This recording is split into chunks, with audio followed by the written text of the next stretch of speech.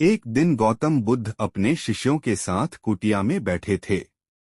सभी शिष्य आज जानना चाहते थे कि मोक्ष कैसे प्राप्त किया जा सकता है। इसलिए उन्होंने बुद्ध जी से निवेदन किया कि वो आज मोक्ष पर उपदेश दें। शिष्यों की बात मानकर बुद्ध जी ने एक कहानी सुनाना शुरू किया। यह कहानी थी एक जल्लाद और भिक्षुक की।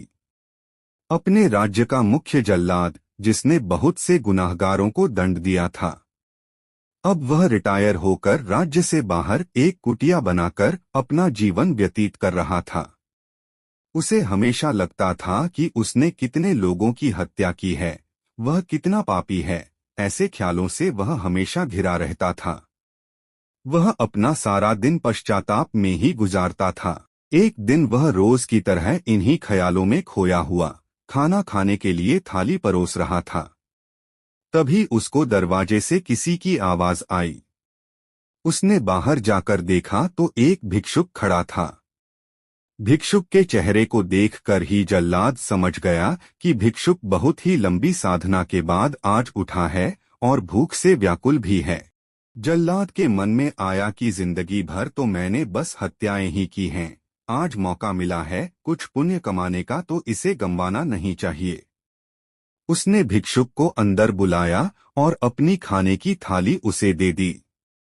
भिक्षुक खाना देखकर बहुत प्रसन्न हुए। भर पेट भोजन करके भिक्षुक ने जल्लाद से बातचीत शुरू की। जल्लाद ने भिक्षुक को अपने जीवन की सारी कहानी सुनाई।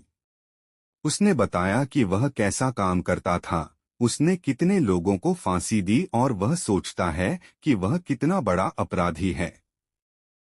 जल्लाद की वेदना सुनकर भिक्षुक बहुत ही शांत स्वर में बोले कि क्या तुमने वो जीव हत्याएं अपनी मर्जी से की थी? जल्लाद ने कहा, नहीं, मैं तो बस मेरे राजा की आज्ञा का पालन कर रहा था।